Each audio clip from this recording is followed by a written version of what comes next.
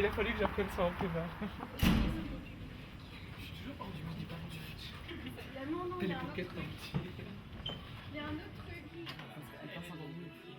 Pure FM. Good music makes good people. Bang Bang, le magazine des genres.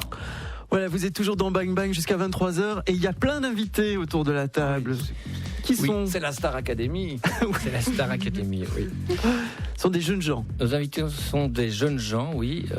Natasia et Jaïda qui sont avec nous. Bonsoir. Bonsoir. Et puis, leur émission s'appelle Coup de pouce et elle est diffusée à Bruxelles sur Télé Bruxelles le samedi et le mardi. Et puis ils ont aussi un site web Coup de pouce avec le 2 en chiffre coupdepouce.be.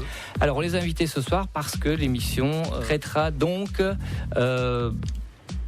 d'un film qui est le portrait d'un travesti, donc un jeune homme qui s'appelle Peter et qui devient Perfidia quand il se travestit, d'une part. Ensuite, ils ont filmé un débat avec les réactions au film.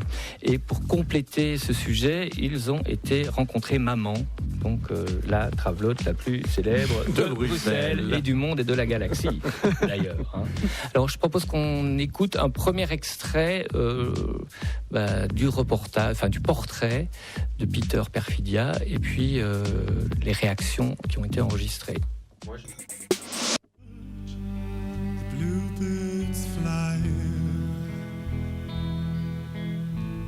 over my shoulder. I'm gonna watch pass me by. Maybe when I'm older, what do you think I'd see? If I could walk away from you. C'est quelque chose qui est vraiment en moi, que je ne peux pas nier et que j'ai besoin de l'exprimer de temps en temps. Moi, j'ai découvert que je jouis plus que quand je le stimule d'une façon féminine. Donc je le cache. Je porte un sort de slip. C'est un vagin artificiel en latex. Et je peux cacher mon pénis derrière. Et je peux faire pénétrer avec un gode ou un vibrateur. Et donc de cette façon, je peux stimuler en fait le gland sans que je dois le toucher. Ça devient en fait une relation lesbienne. Voilà donc extrait de Coup de pouce qui sera diffusé sur Télé Bruxelles. Effectivement, c'est assez chaud. Hein, enfin, surtout l'extrait que j'ai choisi. Donc, dans ce portrait de cette personne. D'où vient l'idée, je veux dire, d'aller chez lui? Vous avez dit, je suis choqué, j'ai vu des trucs, ça m'a. Oui. Mais qui a choisi ce sujet et qui a décidé de... Le sujet, il vient de la rencontre d'un film. C'est-à-dire que le film... C'est quoi la rencontre d'un film? C'est pas elles qui ont fait le film, c'est d'autres gens. C'est pas nous qui avons fait le film. Ah, donc d'accord. On rencontre le film. Et à ce moment-là, on a un débat qui est un débat au sein du collectif, qui est un débat fait en confiance, où chacun exprime son ressenti par rapport au film. Le film-là traite d'une dimension nouvelle qui est cette dimension de rapport au corps. C'est-à-dire qu'on a l'habitude d'entendre des débats à la télé, dans des émissions du style Ça se discute ou autre. On a vraiment l'habitude d'entendre des propos, mais là, il y a un vrai rapport au corps. Donc c'est, je pense, une des premières fois où on est confronté à la réalité de quelqu'un qui dit moi je porte un vagin artificiel qui transforme son corps. C'est ça est-ce que vous avez été vous-même choqué ou bien choqué des réactions de vos petits camarades? Moi, en fait, ça m'a fait rire. Donc la réaction de mes camarades, en fait, il y a mon frère aussi qui fait partie de l'équipe, donc lui, j'ai adoré sa réaction, j'ai adoré la réaction de tout le monde, en fait. Qu'est-ce qu'il a dit, ton frère? Mon frère, au début, il était choqué, et ensuite, il a dit oui, mais il faut bien préciser qu'il faut respecter. Enfin, il a vraiment changé d'avis au courant du débat, donc ça, c'est chouette. Il a osé se faire filmer, et je trouve ça bien, et montrer qu'il est comme ça. Parce qu'ici, il y a plein de préjugés quand même, hein, tout ce qu'on a entendu. Plein de... Enfin, c'est vachement subjectif. Si jamais ça passe, à la fin, il faut laisser le... Il faut que ça reste ouvert à la réflexion pour le spectateur. Pas dire non, moi je suis pas d'accord. Il faut le laisser ouvert et comme ça le spectateur il réfléchit un peu, quelques minutes. Voilà. Il y en avait qui étaient complètement fermés à ça, d'autres qui étaient un tout petit peu ouverts, d'autres qui étaient complètement ouverts. Et ça, je sais pas combien de temps ça a duré ce débat, mais c'est vrai qu'il était très très riche. Et moi, en fait, oui, j'ai été choquée. J'ai été plus choquée par les images que par les propos. Pourquoi ? Eh ben, en fait, il y a une partie dans le film où il montre sa transformation, et donc sa transformation génitale aussi, si je peux m'exprimer ainsi. Et donc, il a vraiment mis un vagin artificiel, comme on a pu l'entendre, et cette partie-là m'a choquée, donc expliquer comment est-ce que lui... il allait avoir un orgasme avec ce vagin artificiel, voilà, plastique. Ouais.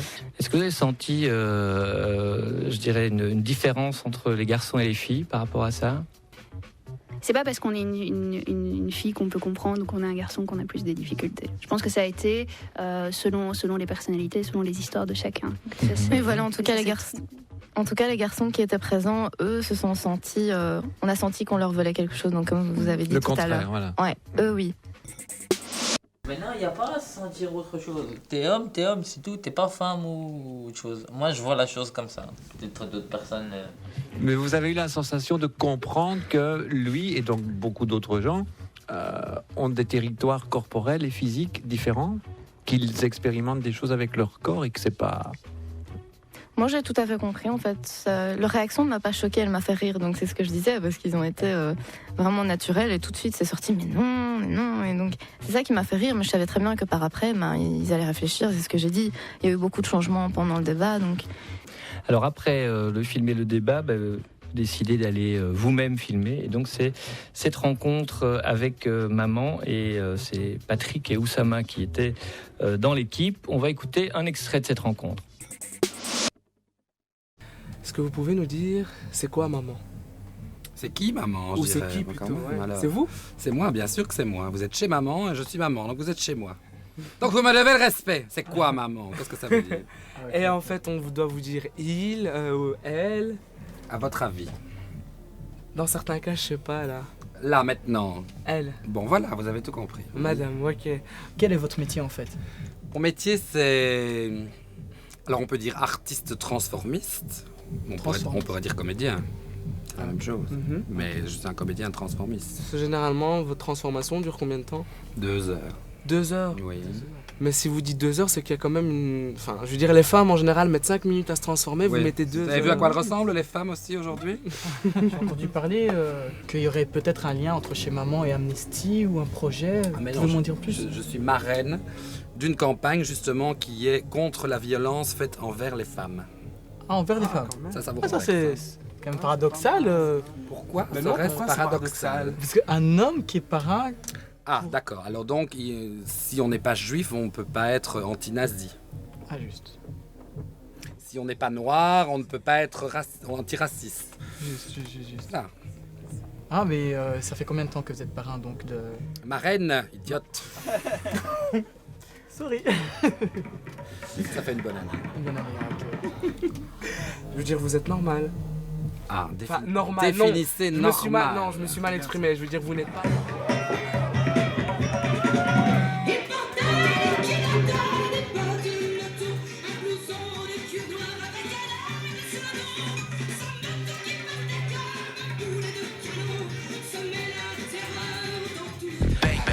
Voilà.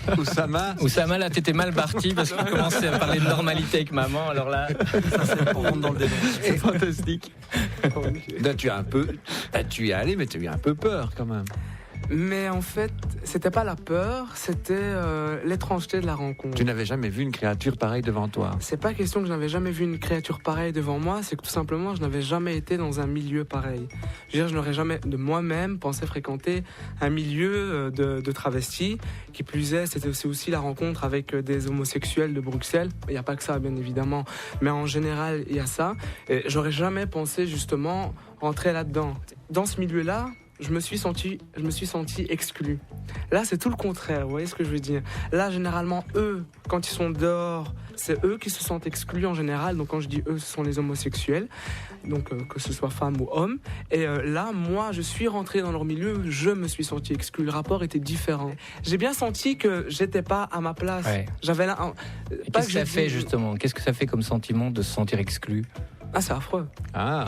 Non, mais c'est affreux. Ah, mais non, mais je n'ai pas dit que j'étais contre les homosexuels. Hein. On dirait qu'on part dans mes. Non, c'est simplement c'est simplement que toi, tu as fait l'expérience de l'exclusion, tu vois. C'était affreux. Patrick, quelle a été toi ta réaction et l'évolution peut-être dans ta tête qui s'est opérée ou pas d'ailleurs? Je vais pas mentir, je vais pas faire par quatre chemins. C'était le choc. Parce que déjà avant de venir, j'étais pas au courant. Il faut le dire. Ah bon? C'était un peu une petite surprise et le vrai choc, et j'avais des tas de stéréotypes sur le monde transsexuel et homosexuel qui se sont avérés pour la plupart faux. C'était quoi les... Je suis allé en gros, moi je me disais que dans leur soirée c'était limite sadomaso, je veux dire... Très sexe, limite porno, je me faisais des idées incroyables quoi, et je suis venu, j'ai vu que c'était totalement super gay. Dans tous les sens du terme. Voilà quoi, et c'était marrant, on pouvait boire un verre, c'était tranquille quoi. Bon enfant quoi. Voilà quoi. Ouais. Une bonne ambiance, et ça ça m'a fait plaisir quoi, de savoir que je veux dire qu'un jour si je vais aller boire un verre quelque part d'autre, ça n'a pas l'air tellement traumatisant comme choc en tout cas. Non, parce que si, quand même, quelque part, oui. Ouais. Si, c'était quand même traumatisant. Qu'est-ce qui t'a frappé? Tu en rêves la nuit? Non, pas à ce point, parce que si je me mets à rêver... Non. Mais... Non. Mais je veux dire que... déjà, en fait, l'accueil, c'était une maison... on dirait une maison close, quoi. C'était... Déjà, on peut pas savoir. Je veux dire, c'est très caché. Vrai. Donc... déjà, ça, je veux dire, comment on peut connaître ce milieu si déjà, il est pas montré au monde? Donc c'était très caché, donc c'est un peu normal aussi le fait que ça soit caché, que j'avais des idées sur l'intérieur. Une fois arrivé à l'intérieur, j'ai vu que c'était, comme on dit, tranquille. Et d'ailleurs, en parlant de l'intérieur et des stéréotypes et des clichés, un point très positif qui est ressorti de ça justement, je lui dis mais en fait pourquoi se déguiser en femme, et on l'entend dans le reportage, je vous remercie. Donc je lui fais mais en fait pourquoi se déguiser en femme? Je veux dire, vous êtes homosexuel, ça ne veut peut-être rien dire, mais pourquoi en femme? Mais en fait, il m'a dit, je ne me déguiserai jamais en femme si je n'avais pas le plus grand respect pour les femmes. C'est que je veux dire, mais... Donc là, j'ai compris, et c'était... Alors là, je dis quand même aussi aux jeunes, parce que... Elle est chez maman. J'espère qu'il y a beaucoup de jeunes qui nous écoutent. Il fait la pub de chez maman. Non, mais je dirais d'être un peu plus ouvert, et parce que je sais comment j'étais avant de rentrer, et à la sortie, j'étais totalement fermé, et... En fait, quand on est un peu plus ouvert, c'est un peu plus acceptable, quoi. Et c'est plus intéressant aussi de vivre avec des gens différents qu'avec tous des gens qui t'entourent et qui sont comme toi. Voilà. C'est plus enrichissant. Écoutez, merci à vous tous. Merci. À la Star Academy. Une chose à dire. Patrick. L'émission, elle dure toute l'année, donc il ne faut pas juste regarder demain et s'arrêter là. Ah oui, s'il vous plaît. Il faut regarder tous les samedis et tous les mardis. Putain, comment il fait la Ils sont bien. Bravo la Star Academy. Bang bang, le niveau